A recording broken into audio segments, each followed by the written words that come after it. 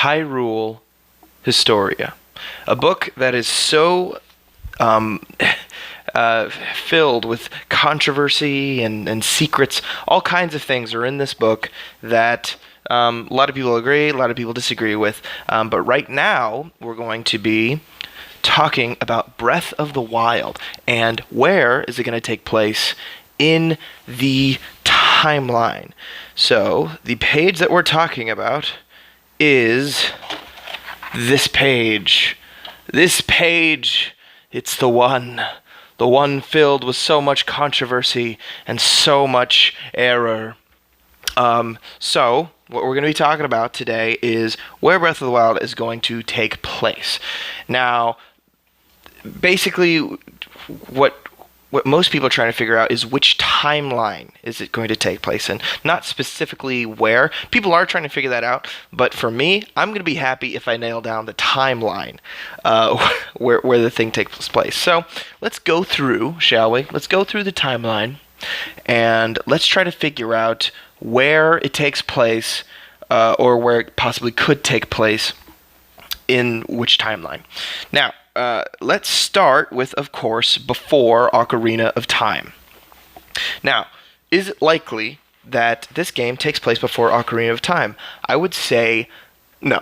The only way that I could probably see it taking place before Ocarina is if you had a civilization before Ocarina that was exactly the same as you see in Ocarina. It just got destroyed, and then it got rebuilt for Ocarina of Time, because the Temple of Time is there.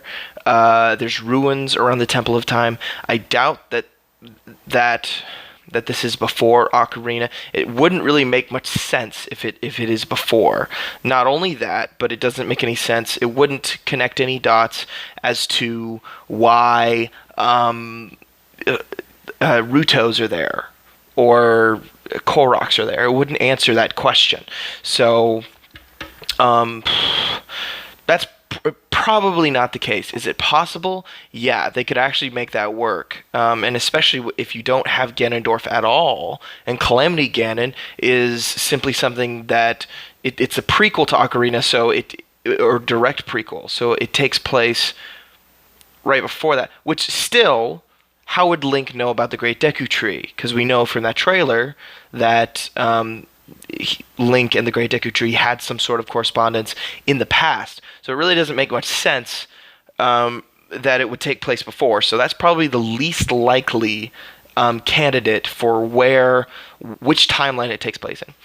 I would say the second least likely is the child era, or the child timeline. This is the one with Majora's Mask, Twilight Princess, and Four Swords Adventures. I think it's highly unlikely that it takes place in that timeline. The reason is not because the game doesn't seem to be filled with references to that timeline, but it just doesn't have enough references or as many valid references to that timeline. The Temple of Time would exist. Link would know if this takes place between Majora's Mask and Twilight Princess. Once again, it wouldn't explain why Wolf Link is there. I mean, a lot of people probably think it's that's just. I mean, it's just there because it's an Easter egg. You know, there's no real reason why Wolf Link is there. I'm not entirely sure about that. They might actually link that into the storyline. I don't know. I mean, who knows? But it doesn't.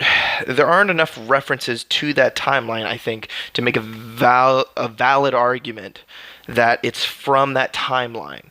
The only reference, the Temple of Time would still be there, and the ruins of what appears to be Castle Town from Ocarina would technically still be there. We know that got reconstructed at one point. So it's possible that it may take place before Majora's, or actually, Yeah, in between Majora's Mask and Twilight Princess, that is a possibility, and it may give us a hint as to why Wolf Link is even a thing.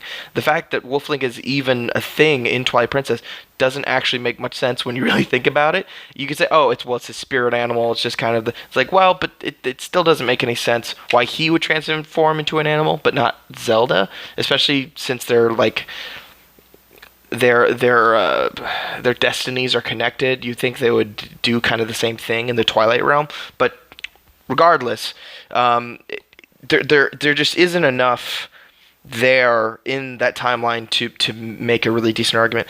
Now I go to the two probably most likely to be the timelines: the adult or the downfall. Now let's go through the adult era. Pros for it being in the adult era. Pros would be the Ruto exist. Ruto only exists, as we have seen, in the adult timeline. Koroks exist. We have only seen Koroks in the adult timeline.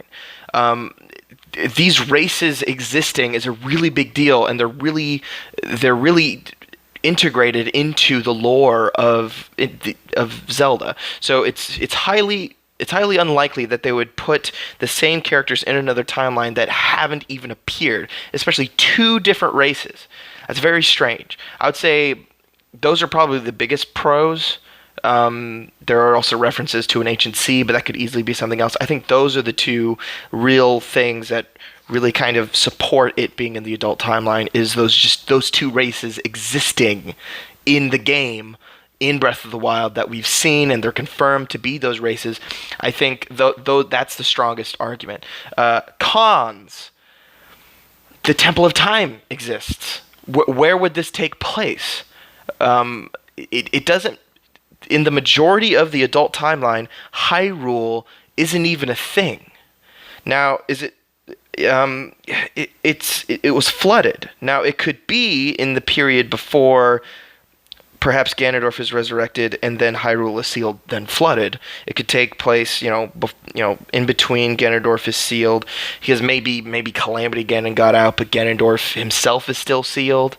It's not very apparent in Wind Waker that Calamity Ganon is still within Ganondorf. I mean, Ganondorf uses like the puppet, but he doesn't quite transform into the Ganon that we all know. So it's possible that he may not even, in Wind Waker, he may not even be, the Calamity Ganon maybe isn't even inside him at all. Perhaps the Calamity Ganon is defeated in the adult timeline and it never comes back, and the reason it never comes back is because you defeat it in Breath of the Wild. That's possible, but it once again, it's now that I'm talking it out, that's very possible and plausible. So maybe I'm leaning more towards the adult timeline. And then you look at the downfall timeline, which I thought it was since the beginning, because Link, pros for the downfall timeline. Link wakes up in the Shrine of Resurrection, which may lead us to believe that Link was dead, and the reason why he doesn't have any memory is because Link actually did die. And he's resurrected by that Sheikah water stasis or whatever, which is interesting, and I'm looking to see how they do that. But I don't know. It could be anything at this point. He's in the Shrine of Resurrection. Calamity Ganon is over everything. It's also consistent, what we've seen with Breath of the Wild, and on the back of the special edition map, the tapestry that's on there, that's in Hylian, it kind of sort of describes the backstory of what Breath of the Wild is going to be, and spoilers, it has something to do with the Sheikah, the Guardians, attacking Hyrule after Calamity Ganon has taken over everything, and they got corrupted somehow, and now they're bad guys in the overworld. Which, would match with the downfall timeline. And 100 years ago, if it's talking about, oh, let's talk about what happened 100 years ago, calling back to Ocarina, a lot of people have played Ocarina. A lot of people haven't played a Zelda game since Ocarina. And the fact that they're seeing this game now, it would kind of, if they did a backstory that was Ocarina of Time, it would make more sense. And you would see that downfall, and you would actually see the world, what happened to the world when everything, just completely got demolished. And also, it's just, it looks like it's downfall.